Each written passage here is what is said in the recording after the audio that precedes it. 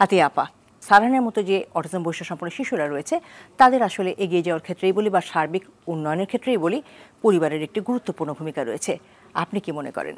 পরিবার যদি সাথে থাকে তো একটা বাচ্চাকে নিয়ে পথ চলাটা অনেক স্মুথ হয়, তাদের ডেভেলপমেন্টটা অনেক অনেক যথেষ্ট হয় সবাই যদি একসাথে সেই মাকে হেল্প করে।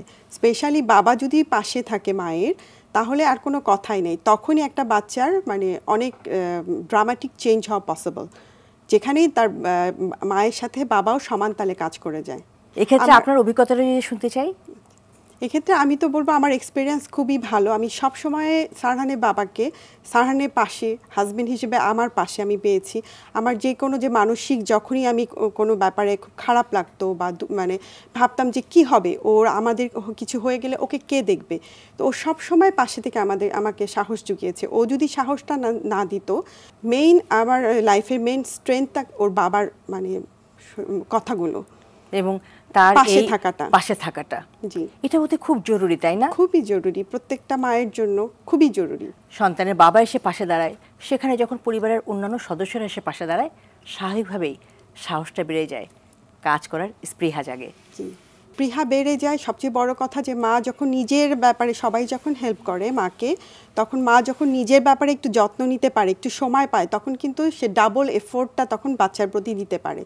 এই জন্য পরিবারের সবাই যদি মায়ের প্রতি একটু যত্নশীল হয়, যে না ঠিক আছে ও এখন একটু ঘুমাতে পারছে না, আমরা একটু বাচ্চাটাকে দেখি, ও একটু ঘুমাক, বা অনেক ক্ষেত্রে যদি একটু একটু করে হেল্প করে না, মা যেই সময়টা পায় আসলে ঘুরে ফিরে মা ওই সময়টা কিন্তু বাচ্চাটাকেই দেয়।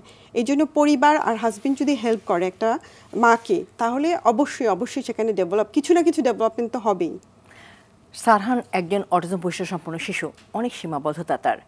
এই বিষয়গুলো সারহানের মাকে কি ভোগায় ডিপ্রেশনে? হ্যাঁ, ডিপ্রেশনে তো মাঝে মাঝে ভুগি যে না আচ্ছা এটাও করতে পারবে না, আমি যখন থাকবো না এই পৃথিবীতে তখন কি হবে, বা আরেকজন এটাকে কিভাবে নেবে। তখনই আমি চেষ্টা করি এই জিনিসটা নিয়ে কাজ করা, যে ঠিক আছে যতটা আরেকজনের উপরে মানে বার্ডেনটা কম দেওয়া যায়, ওকে আত্মনির্ভরশীল যতটা করা যায়, তো আমি ওটাকে মনে আসলে ওটার প্রতি আরেকটু ফোকাস করি, যে ওকে ওদিকে আমি আরেকটু পুশ করব।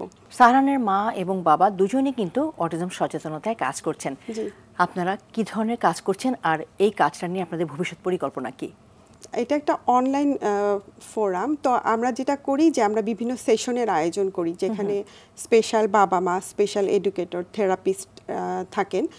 তো ওনাদের মধ্যে একটা আমরা নেটওয়ার্কিংয়ের চেষ্টা করি, এবং দেশের বাইরেও যারা আছেন তাদের সাথেও একটা যোগাযোগ করিয়ে দিই, যাতে তাদের ইনফরমেশনটা একটা এক্সচেঞ্জ হয়, আমরা যেন নতুন কিছু জানতে পারি, যেটার অভাবটা আমি ফিল করেছি সবসময়, যে আমার ইনফরমেশনগুলো মানে ল্যাকিং হওয়ার কারণে আমি সারহানের জন্য অনেক কিছু করতে পারিনি।